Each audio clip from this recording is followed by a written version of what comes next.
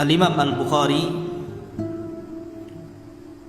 adalah seorang imam yang sangat masyhur dalam dunia hadis. Beliau memiliki kunyah Abu Abdillah dan nama beliau adalah Muhammad ibn Ismail ibn Ibrahim atau dikenal dengan Al-Imam Al-Bukhari.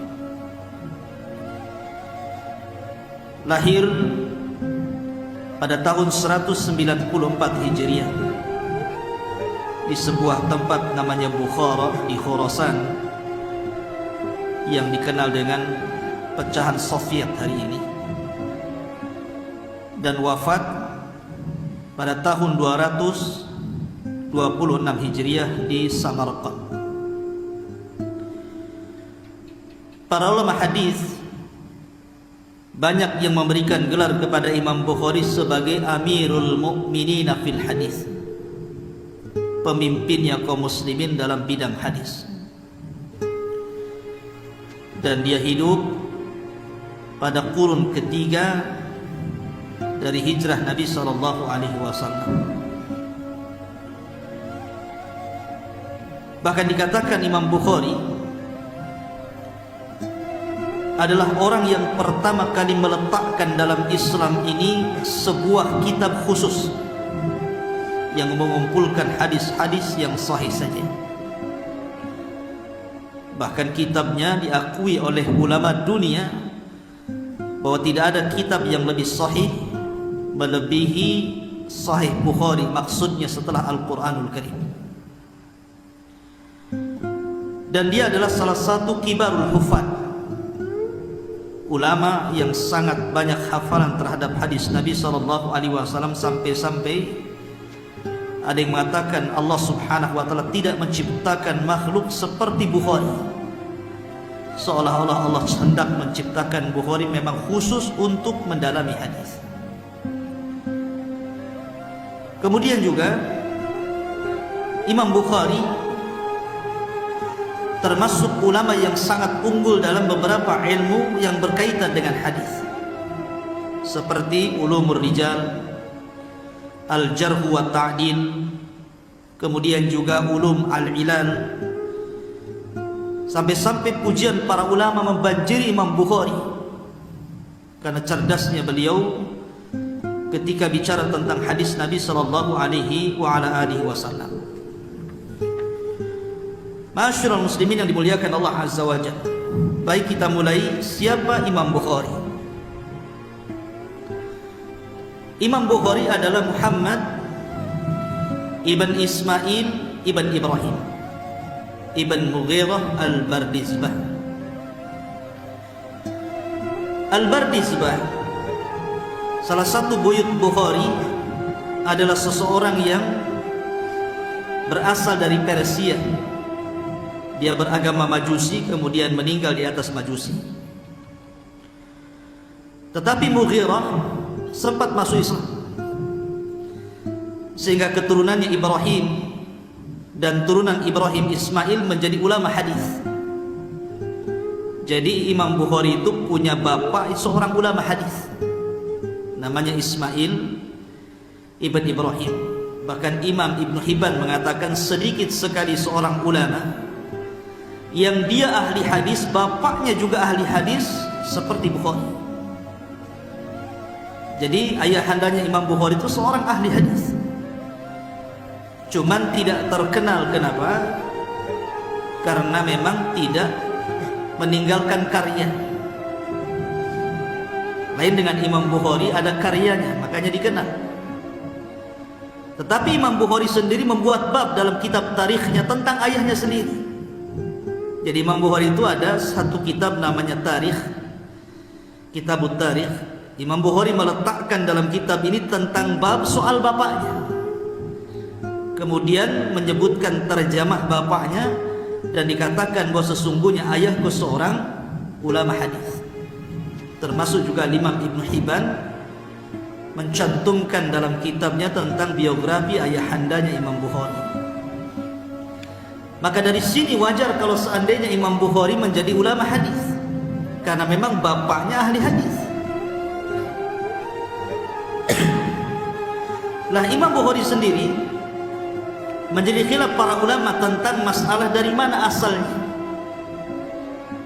Ada yang mengatakan bahwa Imam Bukhari itu seorang Arabi, memang orang Arab asli, turunan Arab. Ada yang mengatakan Imam Bukhari itu turunan Turki, dan ada yang mengatakan bahwa dia turunan Persia. Di antaranya adalah pendapat Al-Khatib Al-Baghdadi dan juga Al-Imam An-Nawawi rahimahullahu ta'ala, dan ini diperkuat oleh Al-Imam Az-Zahabi, bahwa Imam Bukhari itu berasal dari turunan Persia. Dia bukan orang Arab, artinya dia non-Arab, karena dia orang Persia. Kakek buyutnya Al-Bardizbah seorang Al-Farisi Majusi. Tetapi ada yang mengatakan bahwa Imam Bukhari itu adalah Turki, dan itu disebutkan oleh Abdul Razak As-Samarqandi dan juga Abu Sa'id. Dan ada yang mengatakan dia adalah seorang Al-Arabi, seorang keturunan Arab, dan ini dikuatkan oleh Al-Hafidh Ibnu Hajar Al-Asqalani, termasuk juga Imam Ibnu Asakir dan juga Tajuddin As-Subki, seorang yang bermadhab Syafi'i. Tetapi yang masyhur, Imam Bukhari bukan orang Arab, karena dia dilahirkan di Uzbekistan. Uzbekistan yang sekarang ya, dulu disebut Bukhara, pecahan Soviet kalau sekarang ini Uzbekistan itu.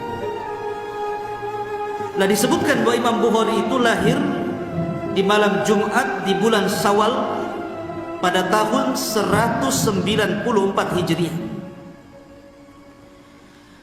Lah Imam Bukhari sama dengan para ulama yang lainnya terlahir yatim, sama dengan Imam Syafi'i terlahir yatim, kemudian juga Imam Ahmad terlahir yatim, kemudian Abu Hanifah terlahir yatim, termasuk Imam Bukhari. Jadi Imam Bukhari itu sejak kecil ditinggal meninggal ayahnya,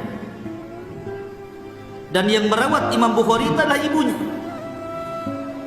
Dan Imam Bukhari memiliki ibu yang sangat salihah, walaupun tidak dikenal tentang biografi dan siapa namanya, tetapi ibunya Imam Bukhari itu adalah pencinta ilmu, sehingga karena didikan ibunya inilah maka Imam Bukhari menjadi ulama besar, ulama hadis. Dikisahkan bahwa Muhammad bin Ismail atau dikenal dengan Imam Bukhari ini ketika lahir matanya buta. Jadi Imam Bukhari itu ketika lahir buta matanya. Jadi ibunya selalu menangis setiap malam, berdoa kepada Allah Subhanahu wa taala agar Allah Subhanahu wa taala mengembalikan pandangannya. Ada yang mengatakan seperti yang dikatakan oleh Imam Al-Lalikai, bahwa ibunya bermimpi. Dalam mimpinya dia berjumpa dengan Nabi Ibrahim. Kemudian setelah berjumpa dengan Ibrahim alaihi salatu wassalam, maka Nabi Allah Ibrahim mengatakan, sungguh Allah telah mengembalikan pandangan putra. Ketika kemudian ibunya terbangun, kemudian lihat putranya Imam Bukhari, rupanya sudah Allah sembuhkan kedua matanya. Itu riwayat Imam Al-Lalikai rahimahullah ta'ala. Dan walaupun Imam Bukhari dulunya buta, ketika lahir dia buta, karena banyak doa ibunya supaya Allah menyembuhkan kedua matanya, akhirnya Allah sembuhkan.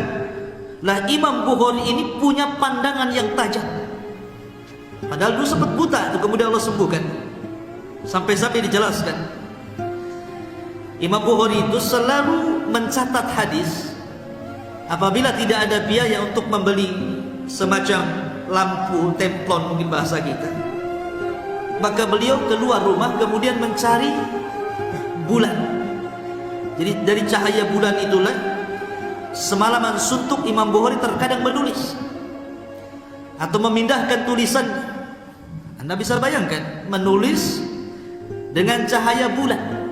Nah, coba nanti malam kalau pas purnama antum bawa pulpen, bawa buku, di situ dekat kandang ayam, kemudian nulis. Kira-kira bisa nggak? Nah, Imam Bukhari bisa. menunjukkan bahwa dia punya pandangan yang tajam gitu ya. Hanya dengan cahaya bulan saja dia bisa menulis. Luar biasa Imam Bukhari. Padahal dulunya sempat buta kepada Allah Subhanahu wa taala, sembuhkan. Baik. Ada satu kisah yang menarik. Ketika ayahandanya menjelang wafatnya, ayahanda Imam Bukhari Ismail ibn Ibrahim rahimahullahu taala. Jadi detik-detik wafatnya ayahanda Imam Bukhari ini, Ismail bin Ibrahim, didatangi seorang alim bin ulama dan dikatakan, kaifa tuqbilu ala Allah? Bagaimana anda akan menghadap kepada Allah Subhanahu wa taala saat detik sakaratul maut ini? Maka kata ayahandanya Imam Bukhari, apa katanya? Wallahi demi Allah, inni la a'lamu min mali dirhaman min haramin wala dirhaman min syubhatin. Kata ayahandanya Imam Bukhari, Ismail bin Ibrahim ini mengatakan, demi Allah, aku tidak pernah memasukkan dalam hartaku walaupun satu dirham dari yang haram ataupun satu dirham dari yang syubhat untuk memberi makan keluargaku. Menunjukkan apa? Bahwa ayahandanya Imam Bukhari itu orangnya warok. Perkara syubhat saja tidak mau dimakan, apalagi yang haram. Makanya wajar kalau seandainya Imam Bukhari tumbuh menjadi seorang yang pakar dalam hafalan hadis, bahkan dikatakan Jabalul Hifad, gunungnya hafalan. Karena makanan yang dimasukkan ke dalam keturunan dari makanan-makanan yang haram itu akan mempengaruhi kecerdasan anak. Saya contohkan satu kisah. Kita kenal ada ulama namanya Imam Haramain, atau dikenal dengan Al-Imam Al-Juwaini, Abul Ma'ali Al-Juwaini, atau dikenal dengan Imam Haramain. Lah ketika ibunya mengandung Al-Imam Haramain, atau disebut dengan Abul Ma'ali Al-Juwaini, seorang pakar debat. Kalau debat beliau, subhanallah, itu antum lihat biografinya luar biasa. Jadi ketika ibunya mengandung dia, suaminya itu melarang jangan sampai kemudian ketika sudah terlahir ada satu wanita yang menyusuinya, karena khawatir wanita orang yang menyusuinya dari wanita-wanita lain mungkin dia makan makanan yang haram sehingga masuk pada air susunya. Akhirnya betul-betul ketika dilahirkan Al-Imam Haramain atau Imam Al-Juwaini ini, Abul Ma'ali Al-Juwaini, jadi ketika anak ini masih kecil nangis, tiba-tiba ada perempuan tetangganya masuk ke rumahnya. Karena wanita ini juga punya bayi, dilihatnya Abul Ma'ali kecil ini, diambil langsung kemudian ditetekkan kepada susunya. Datang ibunya marah-marah dan disuruh untuk letakkan bayi itu, karena suamiku melarang untuk menyusukan kepada orang lain. Langsung diletakkan, ketakutan. Akhirnya kemudian ketika ditanya, kenapa suami melarang? Karena dikhawatirkan wanita yang menyusui itu memakan makanan yang diharamkan atau makanan yang merupakan makanan syubhat, katanya. Dia takut dimakan oleh anaknya. Lah ketika Abu Ma'ali Al-Juwaini atau disebut dengan Imam Haramain ini sudah tumbuh menjadi ulama besar, dan dia selalu menang dalam debat. Tetapi terkadang apabila dia berdebat, terkadang keseleo bicaranya. Ya, secanggih-canggih orang bicara kan pasti ada hal-hal yang kemudian terkadang salah bicara. Jadi ketika ditanya, kenapa anda seperti itu? Maka kata Imam Juwaini, jangan-jangan itu akibat daripada air susu wanita yang bukan ibuku. Boleh jadi dia memakan yang diharamkan, katanya. Jadi disalahkan air susunya orang itu. Sampai seperti itu. Lah makanya kalau seandainya Ismail bin Ibrahim, ayahandanya Bukhari, mengatakan bahwa aku tidak pernah memakan satu dirham yang haram ataupun yang syubhat untuk memberi makan keluarga aku, wajar kalau Imam Bukhari kemudian Allah berikan kecerdasan yang luar biasa, barokah daripada kesolehan orang tuanya. Makanya Allah mengatakan dalam kisah Khidir dan Musa, ketika membenahi satu rumah yang akan roboh di perbatasan desa. Maka Khidir kemudian mengatakan, wa kana abuhuma salihan, salihaini. Mungkin bapaknya dulu adalah orang-orang saleh, maka Allah jaga anaknya. Ma'asyiral muslimin yang dimuliakan Allah Azza wa Jalla. Lah Imam Bukhari ini memiliki kecerdasan luar biasa, karena sejak kecil Imam Bukhari itu sudah terlatih menghafal. Jadi di bawah usia 10 tahun Imam Bukhari itu sudah suka menghafal. Sampai-sampai kata Imam Bukhari, ulhibtul hifdha wa ana shaghir. Sesungguhnya saya diilhamkan untuk menjadi penghafal hadis sementara usia saya masih kecil. Bahkan yang luar biasa adalah dikisahkan oleh Sulaiman ibn Mujahid. Jadi Sulaiman ibn Mujahid ini ketika itu duduk dengan salah satu gurunya Imam Bukhari, namanya Muhammad ibn Salam Al-Bikandi. Muhammad ibn Salam Al-Bikandi, salah satu Imam Bukhari. Dia bercerita, dan ingat ada sejarah ya, Muhammad ibn Salam Al-Bikandi ini waktu dia belajar, jadi dia sedang mencatat apa yang disampaikan gurunya, habis tintanya. Sementara gurunya terus bicara haddatsana fulan, sementara tintanya sudah kering. Akhirnya dia berteriak, siapa yang menggantikan, siapa yang memberikan pinjam 1 pena, maka kuhargai 1 dinar. Padahal 1 dinar bisa membeli 10-20 kolam. Karena takut kalau seandainya ketinggalan catatan. Itu gurunya Imam Bukhari itu ya, Muhammad ibn Salam Al-Bikandi. Lah jadi Muhammad ibn Salam Al-Bikandi ini suatu ketika cerita kepada Sulaiman ibn Mujahid.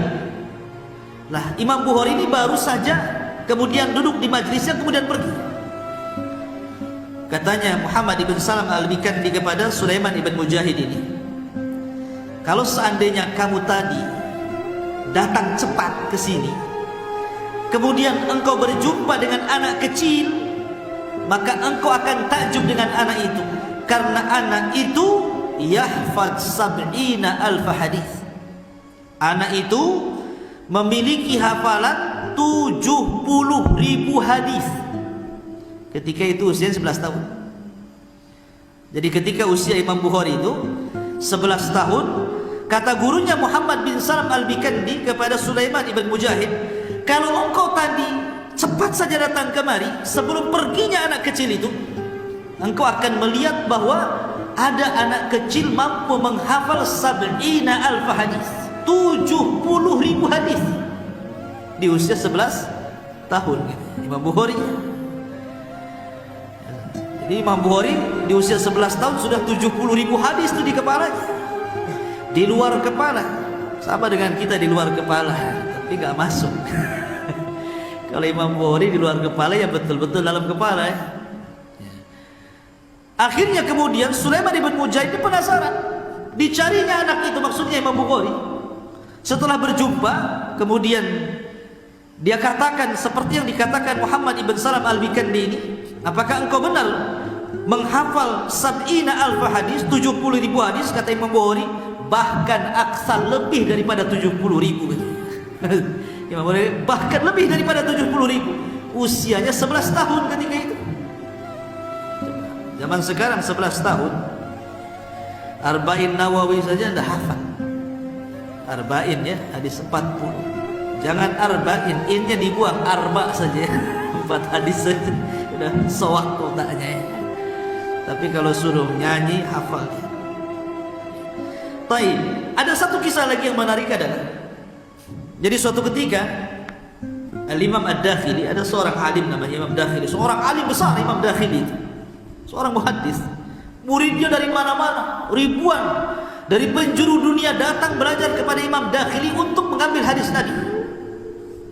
Kata Imam Dakhili, aku kalau ngajar tidak ada Imam Bukhari itu tenang rasanya katanya. Tapi idza dakhala al-Bukhari, kalau Bukhari datang, dreg-deg bahasa kita, langsung kacau gitu, langsung pusing dia. Apa kata dia? ana mutmainnun fi darsi, sesungguhnya saya ini tenang apabila mengajar. Wa idza dakhala al-Bukhari, tapi kalau Bukhari datang, maka aku merasa wibawaku langsung jatuh. Karena begini, ada satu kasus. Jadi suatu ketika Imam Dakhili ini membacakan satu hadis Nabi SAW, haddatsana fulan qala haddatsana fulan qala haddatsana fulan, sampai kepada haddatsana an Sufyan an Ibni Zubair an Ibrahim, begitu seterusnya. Tiba-tiba Imam Bukhari bangkit dan mengatakan, ya Syekh, Ibnu Zubair lam yarwi an Ibrahim. Ibni Zubair itu tidak pernah meriwayatkan dari Ibrahim. Katanya Ad-Dakhili, bal yarwi, bahkan meriwayatkan. Kata Imam Bukhari, tidak meriwayatkan. Kata Ad-Dakhili, bal yarwi, bahkan meriwayatkan. Akhirnya debat tuh antara Imam Bukhari dengan gurunya di hadapan orang-orang ulama hadis tuh yang belajar kepada Dakhili. Katanya Imam Bukhari, irji ila aslik. Kalau kau tidak percaya, cek lagi catatan asli. Bagaimana mungkin Ibnu Zubair berjumpa dengan Ibrahim? Ini tak ketemu zamannya, kata Imam Bukhari. Akhirnya betul-betul Imam Dakhili mengambil, karena dia juga ingin memberikan hujah bahwa betul-betul Ibnu Zubair mengambil dari Ibrahim. Diambilnya kitabnya, kemudian dicek lagi, rupanya betul. Apa yang dikatakan Bukhari betul, sehingga Imam Dakhili mengatakan shadaq. Sampai gurunya dikritik dan mengatakan shadaq, tak kau benar. Seperti itu cerdasnya Imam Bukhari. Masyarakat muslimin yang dimuliakan Allah Azza wa Jalla. Dan Imam Bukhari ini, ikhwan, adalah orang yang memiliki akhlak luar biasa. Sangat takjub kalau kita melihat akhlak. Coba bayangkan, suatu ketika Imam Bukhari ini mengadakan rihlah safar untuk mencari hadis Nabi. Ketika itu dia membawa bekal 1000 dinar. 1000 dinar itu bukan sedikit, Pak ya. 1 dinar itu 4 gram emas lebih. Kalau 1000 dinar kan banyak. Berapa gram itu bisa beli macam-macam tuh 1000 dinar.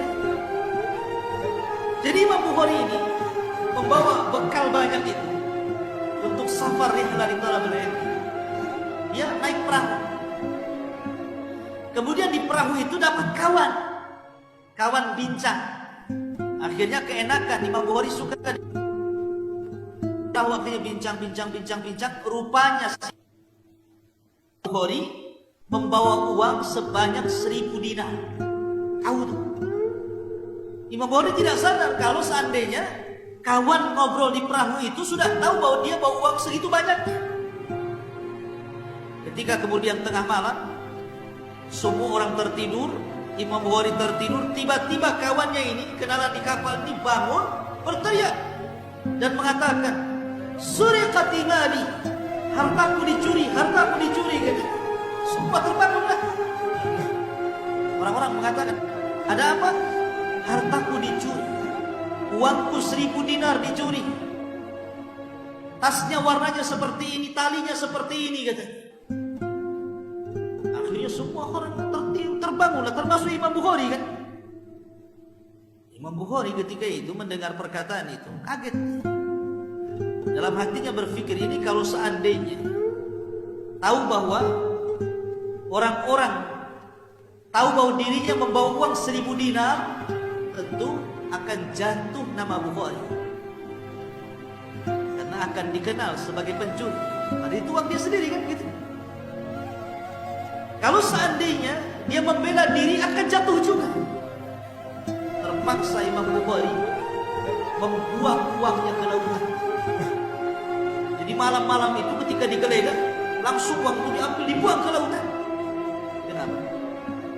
Supaya menghilangkan jejak. Bayangkan, uang sebanyak itu dilempar ke lautan.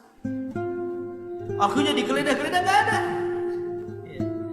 Setelah kemudian sudah mulai senja, sudah mulai tenang di atas perahu, rupanya yang berteriak ini mendatangi Imam Bukhari.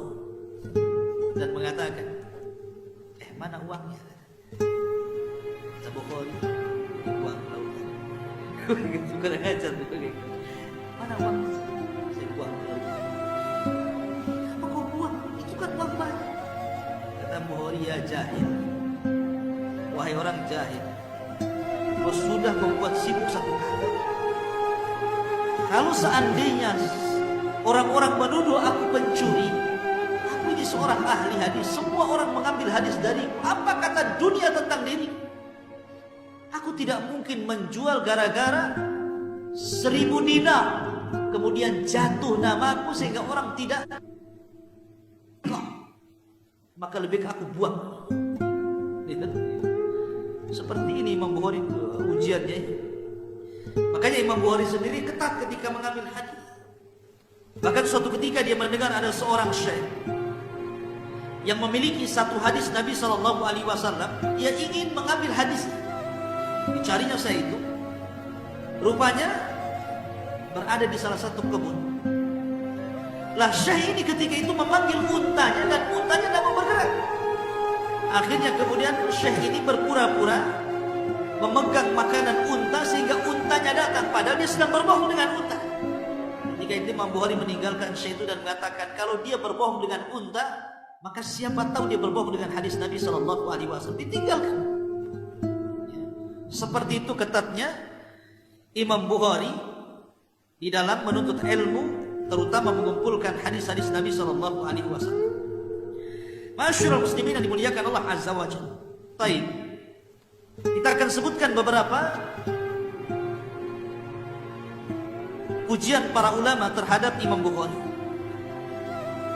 Disebut oleh Amr ibn Ali al-Fallas, hadithun la ya'rifuhu Muhammad ibn Ismail laisa bihadithin. Kalau ada satu yang Imam Bukhari tidak kenal tentang hadis itu, maka dia bukan hadis, katanya. Jadi kalau ada satu hadis Bukhari tidak kenal dengan hadis itu, maka itu bukan hadis, katanya Amr ibn Ali al-Fallas. Kemudian juga dikatakan oleh Ishaq ibn Rahawi. Ishaq ibn Rahawi mengatakan, uktubu an hadha syab yakni al-Bukhari. Catatlah dari anak muda ini semua hadis Nabi SAW. Maksudnya Ishaq ibn Rahawi ini disyaratkan kepada Imam Bukhari, karena guru-gurunya Imam Bukhari kan mantap-mantapnya. Di antaranya siapa? Imam Ahmad ibn Hanbal itu kan gurunya. Kemudian Yahya ibn Ma'in, fakarnya Ilal, juga gurunya. Ishaq ibn Rahawi juga gurunya. Jadi ulama-ulama kondang guru-gurunya Imam Bukhari. Di antaranya juga Nu'aim ibn Hamad, Ya'qub ibn Ibrahim, dan banyak lagi guru Imam Bukhari. Sehingga wajar kalau seandainya Imam Bukhari menjadi imam yang luar biasa. Bahkan kalau kita bercerita tentang biografi Imam Muslim, Imam Muslim itu adalah salah satu murid daripada Imam Bukhari dan yang paling terpengaruh dengan Imam Bukhari. Sampai-sampai kalau tidak ada Bukhari, tidak ada Muslim.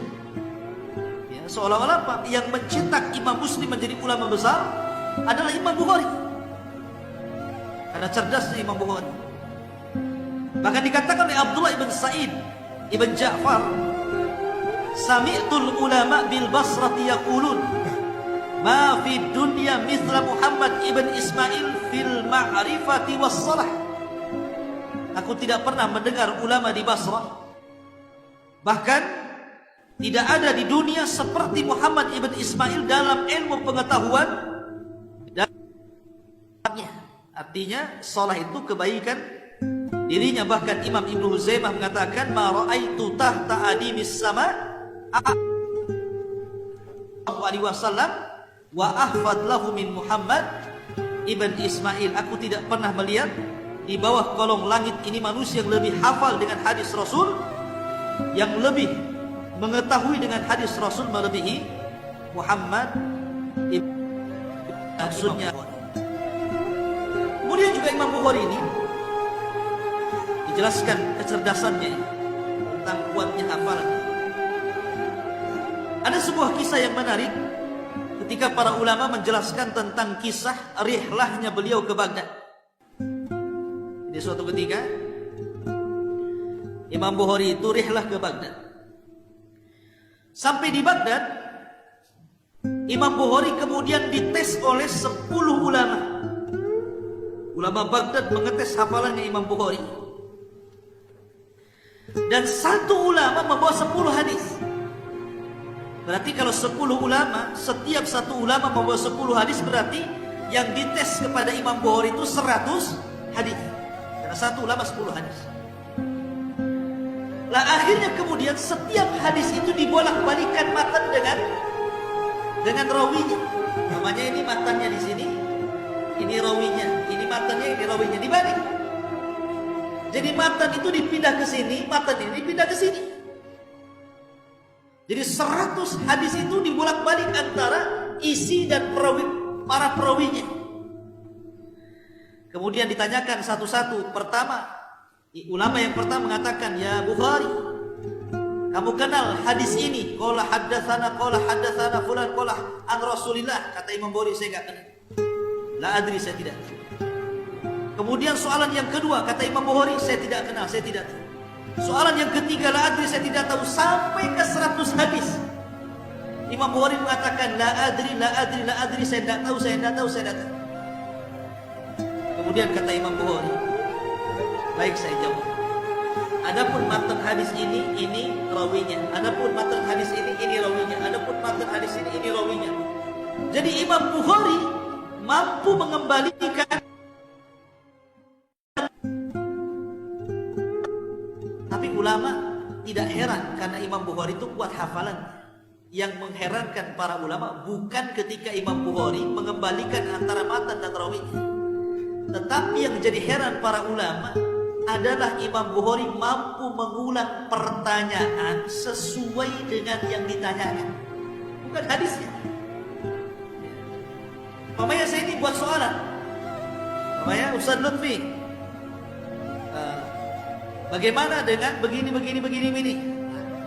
Antum bisa mengulangi persis kata-katanya, kata-kata soalannya itu persis. Kita kalau nulis soalan 10 saja, saya mamanya ditanya nih, antum nanya saya 3 soalan saja saya bingung tuh kadang-kadang kan. Kadang-kadang saya jawab, oh pertanyaan pertama, kedua, ketiga apa tuh tadi ya? Kan begitu. Kadang-kadang kita ini ditanya 3 soalan saja, soalan ketiga sudah bingung. Nah, coba ulang tadi pertanyaan ketiga apa? Imam Bukhari nggak nulis, dia bisa mengembalikan soalan itu dari nomor 1 sampai ke 100. Nggak nulis.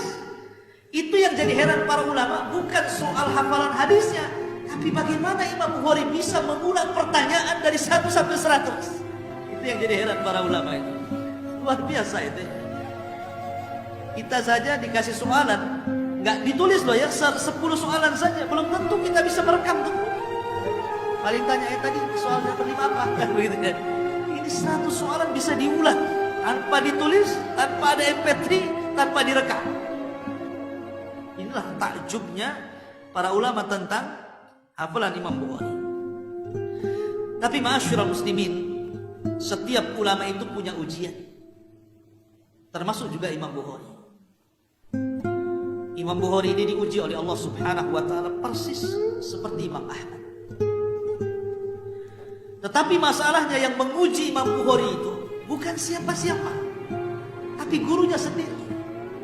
Namanya Muhammad ibn Yahya Az-Zuhli rahimahullah ta'ala. Nah, Muhammad ibn Yahya Az-Zuhli ini sebenarnya seorang qadhi di Bukhara itu.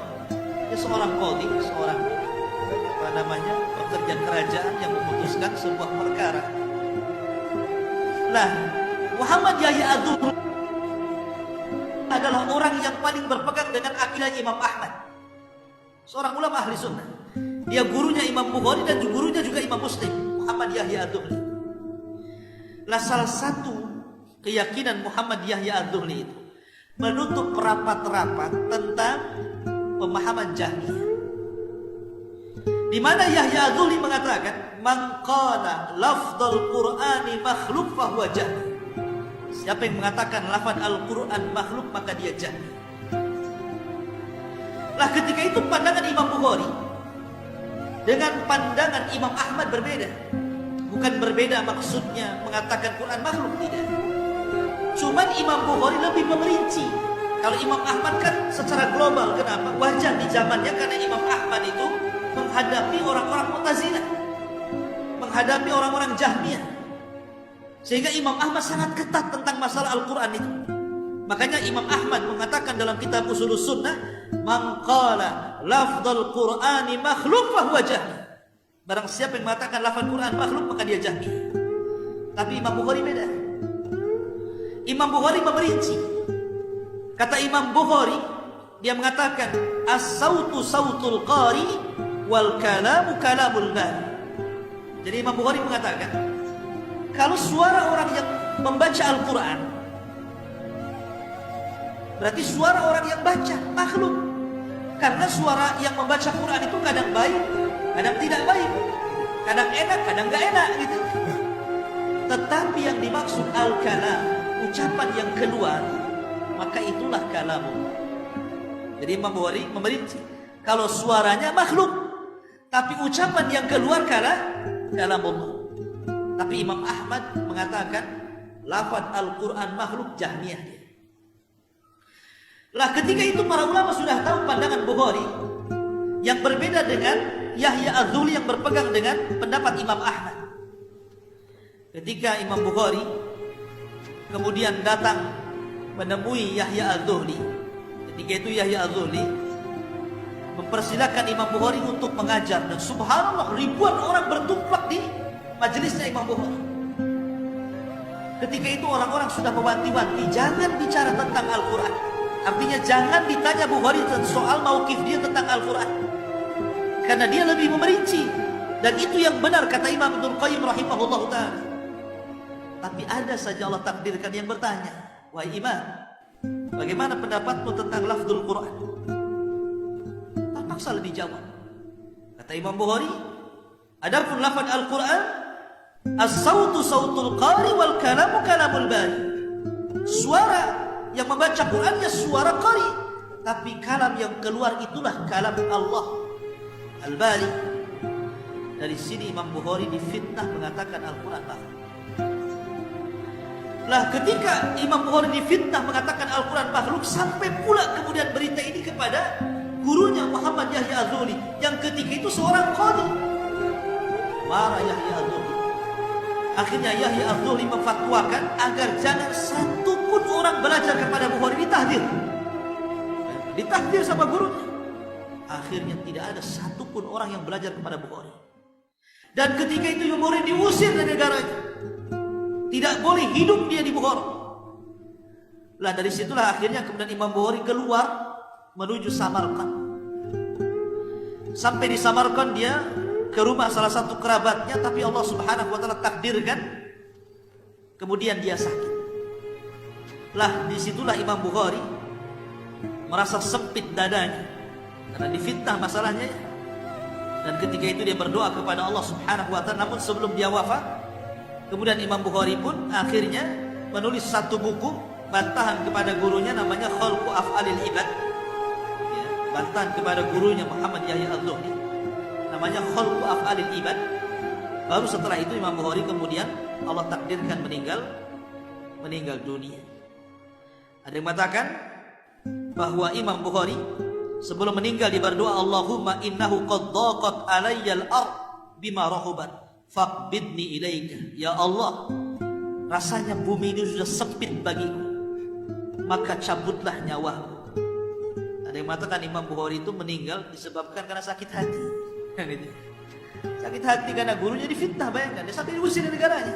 Wajar, dia manusia, ya kan? Mata kabidan kata para ulama, mati karena terlampau sakit hati kepada gurunya, jadi kepikiran sakit akhirnya. Maka disitulah Imam Bukhari akhirnya kemudian meninggal dunia. Lah Imam Muslim ketika itu marah kepada Yahya Az-Zuhli. Kenapa? Karena ini sama-sama guru nih. Yahya Az-Zuhli juga gurunya Imam Muslim, Imam Bukhari juga gurunya Imam Muslim.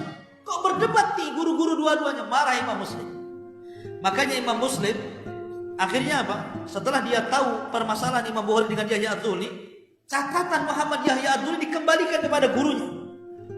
Makanya tidak ada dalam Sahih Muslim satupun riwayat dari Yahya dulu dicantumkan oleh Imam Muslim dalam Sahihnya. Kenapa? Karena dia membela Imam Bukhari. Tapi Imam Bukhari itu seorang mu'tadi.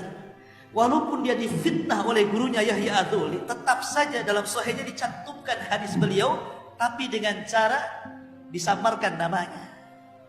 Imam Bukhari tetap diambil. Coba bayangkan. Karena dia gurunya, masalahnya kan gitu. Tapi dari sini kita bisa ambil petik hikmah bahwa Imam Bukhari sampai sedemikian difitnahnya, sampai diusir dari negaranya sendiri, kemudian dia lari ke Samarkand, setelah itu dia meninggal di Samarkand.